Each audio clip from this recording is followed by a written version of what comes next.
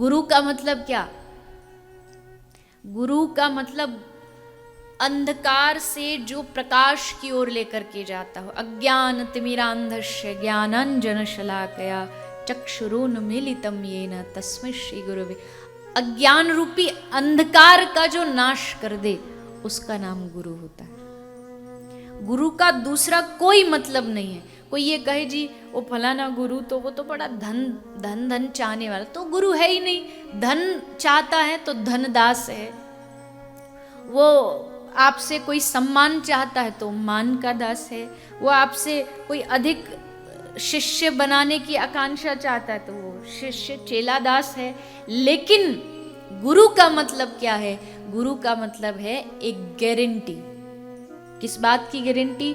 गुरु इस बात की गारंटी लेता है कि बेटा चाहे कुछ भी हो जाए, मैं वादा करता हूं मैं तेरा हाथ पकड़ के तुझे ईश्वर तक लेके जाऊंगा। ये मेरा वादा है, ये गुरु का कर्तव्य है। इसीलिए तो गुरु बनना आसान नहीं है। कई लोग को लगता गुरु बनना बड़ा आसान है, बड़े मजे हैं। कई लोग हम जैसे छोटे मोटे, मैं तो कोई गुरु भी नहीं हूँ, बस थोड़ा मोड़ा वक्ता रूप में मैं अपने आप को मानती हूँ।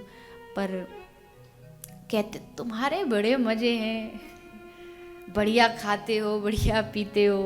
हमारे ब्रज में एक बात कहते हैं कि मूड मुड़ाए 3 गुण, सर की मिट गई खाज, बनी बनाई रोटी मिले लोग कहें महाराज। बढ़िया फ्लाइट में घूमते हो।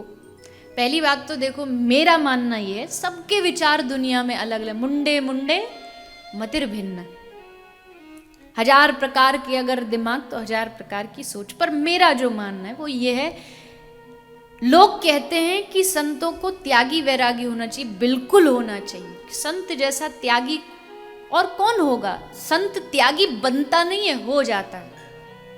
त्याग और वैराग में फर्क होता है। त्याग करना पड़ता है, वैराग हो जाता है।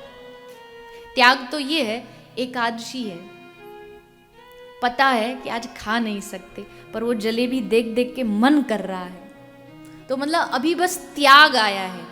पर वैराग जिस दिन आ जाएगा उस दिन 56 भोग भी सामने रखे रहेंगे तो उधर दृष्टि नहीं जाएगी। ये वैराग है। त्याग लाना पड़ता है, वैराग लाना नहीं पड़ता, वैराग आ जाता है। तो साधु वैरागी अपने आप होता है। उसको बनने का कोई वो प्रोसीजर नहीं है कि ये बन करके कोई वैरागी बनेगा।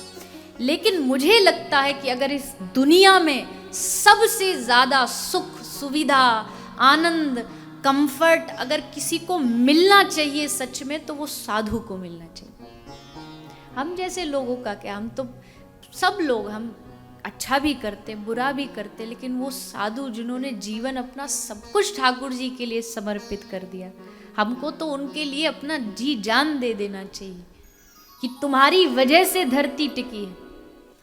संत ना होते जगत में तो जर मर तो संसार। क्या हालत होती संसार की अगर संत ना होते।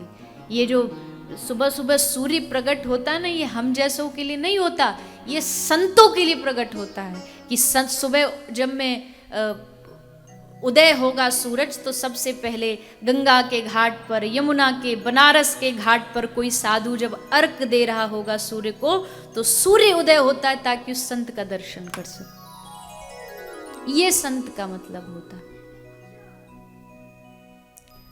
हम जैसे लोग जिनको संत का मतलब नहीं पता, वो भी संतों पे उंगलियां उठा देते हैं। अरे संत वंत कुछ नहीं होते, आजकल तो बस सब नकली है।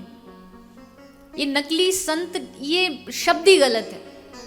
ये शब्द ही कोई, इसका कोई मेल नहीं। अब जैसे आपने किसी को ये कहते हुए नहीं सुना होगा कि मिलिए इनसे। कौन है ये? बोले ये बड़े ईमानदार चोर हैं। अब ये तो कोई शब्द बना नहीं कि या तो वो ईमानदारी होगा या चोरी होगा, तो या तो वो नकली होगा या संत ही होगा। वो दोनों कॉम्बिनेशन एक हो ही नहीं सकता। ऐसा संत, ऐसा गुरु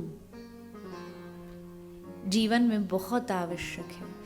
जिनके गुरु हैं और जिनको उन पर 100% श्रद्धा है, वो जानते होंगे कि गुरु की महिमा क्या होती है, गुरु के चरणों की महिमा क्या होती है।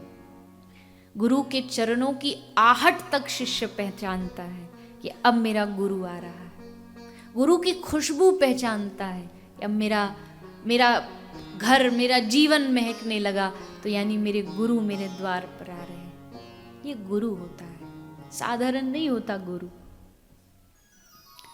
हम लोग बना देते हैं, हम लोग को लगता है गुरु बनाना बड़ा सहज है। आजकल तो ट्रेंड भी चला है, आज ये गुरु, कल ये गुरु, परसों ये गुरु।